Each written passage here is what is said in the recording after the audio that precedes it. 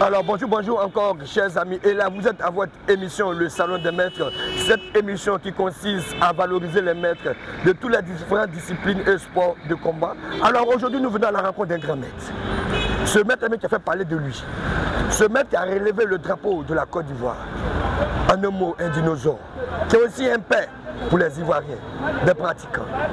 Alors vous constatez que là nous sommes à Makori, précisément au Carrefour, et vous voyez qu'à ma gauche, il y a le Prima qui est là, et là, c'est la voie qui mène à la rue Mercedes. Et tout derrière moi, la voie dont on appelle la voie de lumière. Alors, à ma droite ici, c'est la voie qui va à Koumansi.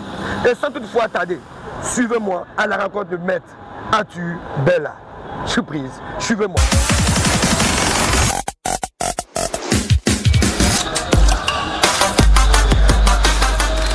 Alors là, vous constatez que nous sommes à cette grande salle de gymnase Vitalis, cette salle qui fabrique des champions. Alors là, vous constatez que nous sommes à la salle, cette grande salle Vitalis, cette salle qui fait des champions. Et sans toutefois tarder, suivez-moi à la rencontre de Maître Arthur Bella. Ça.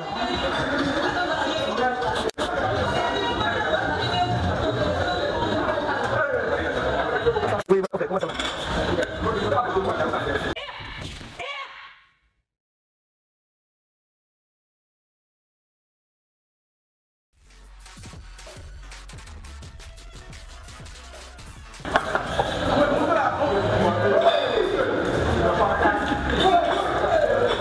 Alors, bonsoir. Ouais, merci beaucoup. Est-ce que le grand maître Arthur est là? Oui, il est là. Alors, ok. Comme vous êtes à votre émission Le Salon des Maîtres, et cette émission qui consiste à valoriser les maîtres et toutes les différentes disciplines. Alors là aujourd'hui, je suis avec un père, je suis avec un dinosaure, celui-là même qui a fait la Côte d'Ivoire, celui-là même qui a envoyé haut le drapeau de la Côte d'Ivoire, celui-là même qui a formé des enfants. Aujourd'hui, avec un grand maître, tout à l'heure, avec maître. Et n'oubliez pas de vous abonner sur notre page officielle YouTube, Le Salon des Maîtres et Facebook. Tous maîtres. Alors, mes respects encore maîtres. Alors, aujourd'hui, c'est un plaisir pour moi d'être auprès de vous. Étant tout jeune, comme je l'ai dit, tout petit, on en a entendu parler de Maître Arthur Bella, mais jamais eu l'occasion de le rencontrer. Alors, aujourd'hui, sans une fois tarder, avec mes jeunes familles, nous voulons savoir qui est Maître Arthur. Maître Arthur, je m'appelle Bella Kwasi Arthur, à l'état civil. Bella Kwasi Arthur. Bella Kwasi Arthur. Alors maintenant, vous faites quelle discipline? Actuellement, je pratique le Muay Thai depuis une trentaine d'années. Vous faites le Muay Thai, mais alors, dites-moi, vous avez quel grade? Au Muay Thai, on parle de grade?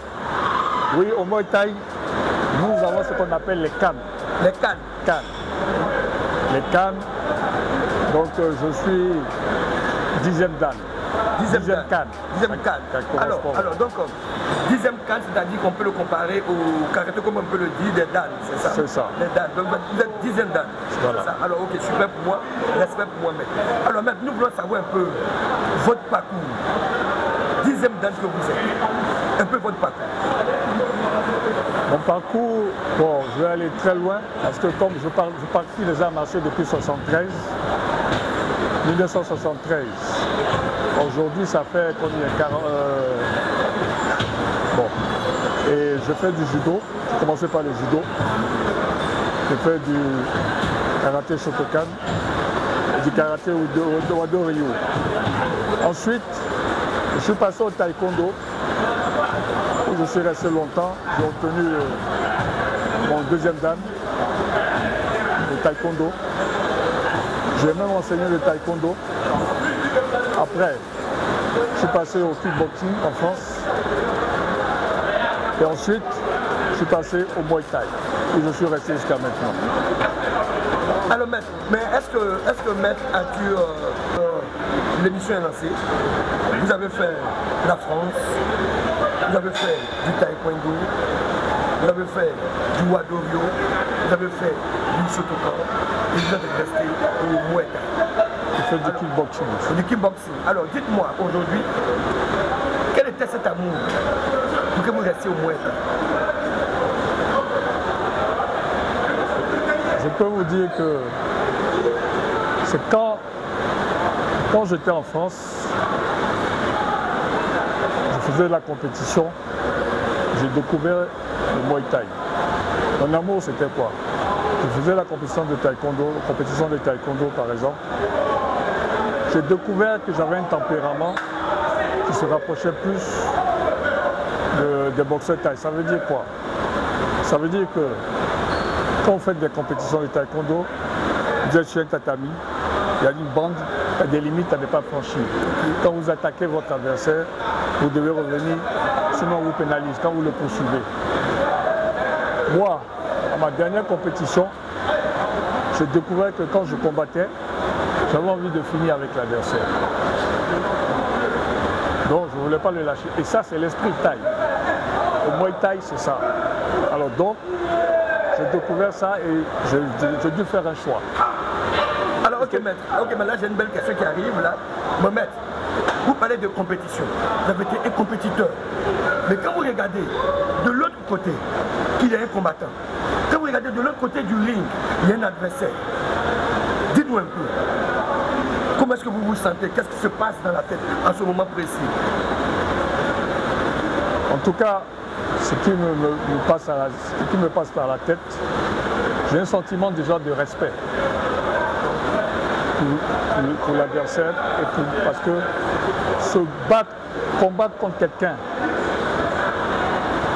qui ne vous a rien fait, déjà, c'est fantastique. C'est fantastique. Voilà, mais le prendre dans le jeu, c'est le game comme on dit. Sinon c'est fantastique. Il n'y a rien, il ne vous a pas volé, il ne vous a pas fait du mal et puis vous devez l'affronter. Donc il y a un cap à franchir. Tout le monde ne peut pas faire ça. Donc déjà quand je vois ça, je respecte la personne. Je respecte. Alors moi, avant de venir, je suis rentré un peu poser un peu des questions à mes jeunes frères, mes grands frères, de savoir un peu sur vous. Alors, on va faire avec vous avez fait la Thaïlande. Parlez-nous un peu de la Thaïlande. Je peux dire que la Thaïlande, c'est comme mon pays d'adoption. Parce que je suis ivoirien, mais en Thaïlande, je me sens mieux que dans mon propre pays. En Thaïlande, pourquoi? La population est fantastique. Les gens prennent la vie du bon côté, même quand ils sont dans des problèmes. Donc déjà ça, sur le plan mental, c'est quelque chose de positif pour l'individu. Vous n'allez jamais voir quelqu'un se plaindre de ça, j'ai tel problème. Non. On prend, on se dit c'est comme ça, la vie est comme ça, on fait avec. Donc ça m'a beaucoup,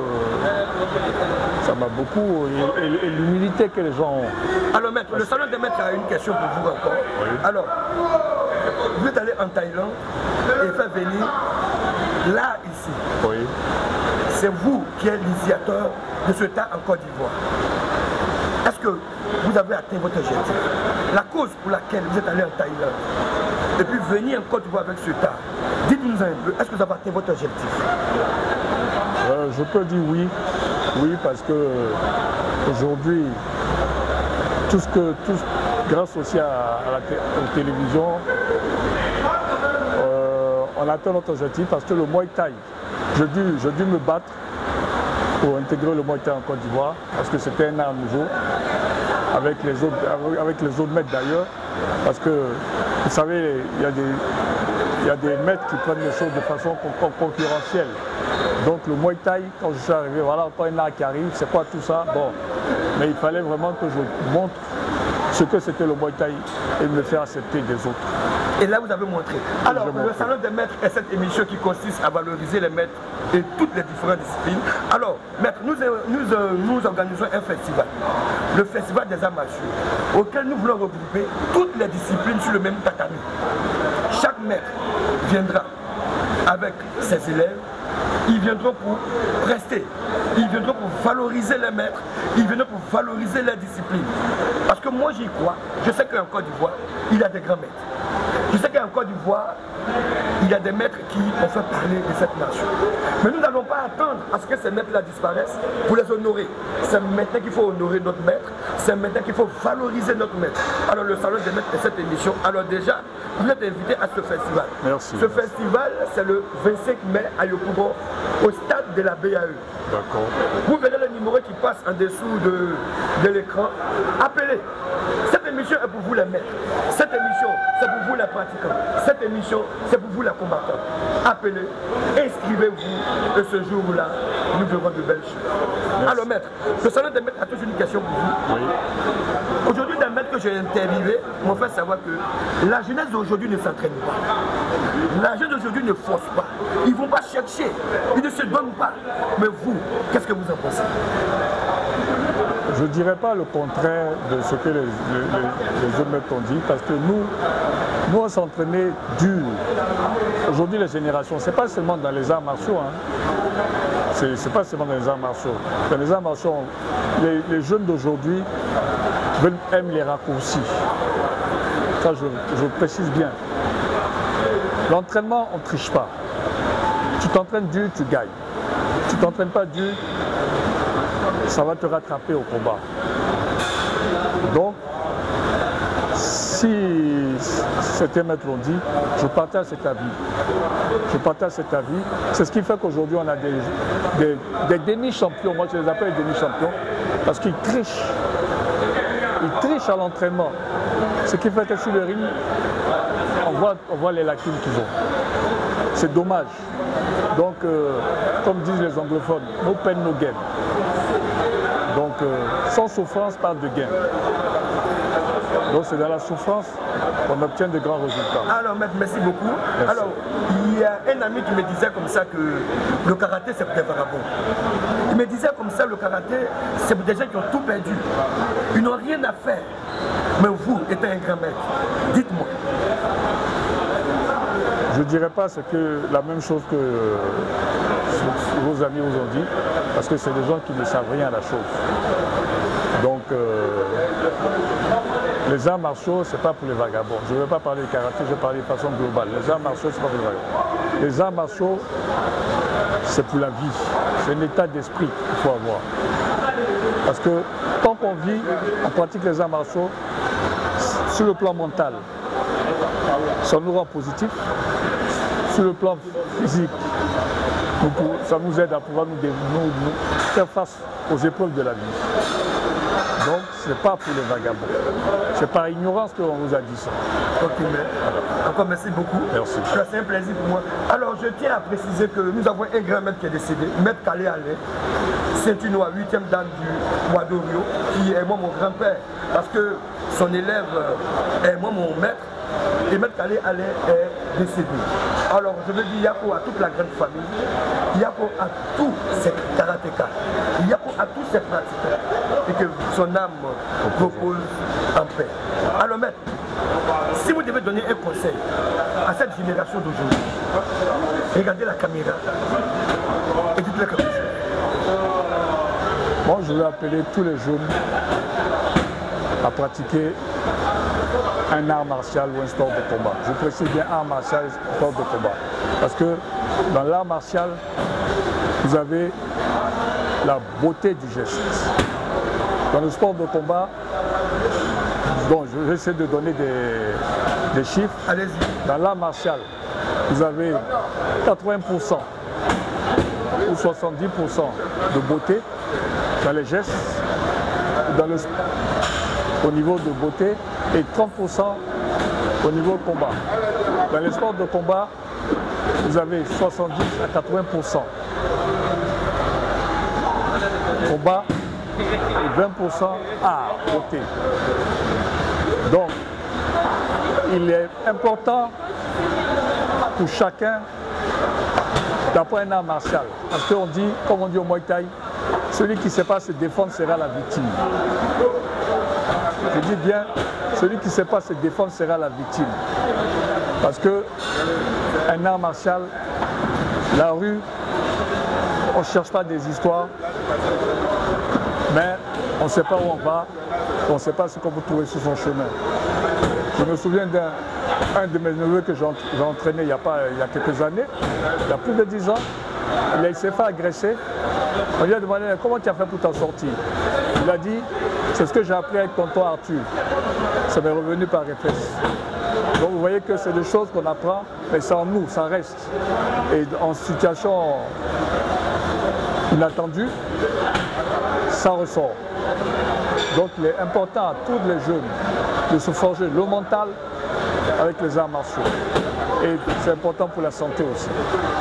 Alors ok, pour tous ceux qui veulent retrouver notre grand maître, Maître Arthur, Makori, Vitalis, vous venez. Alors maître, vous avez combien de clubs à votre actif? Actuellement, j'ai que mon club Vitalis. Le club Vitalis. Voilà. Alors pour tous ceux qui veulent retrouver le maître, c'est ça. Ils sont invités à venir apprendre le Muay Thai à Vitalis. Zone 4. Zone 4, Vitalis. Côté Prima Center. Côté Prima Center. Alors maître, vraiment nous sommes à la fin de notre émission. C'est un plaisir pour moi d'être assis auprès de vous. Merci. Alors j'ai une invitation à ce festival. Écrit sur papier. Voilà. Merci. Une invitation.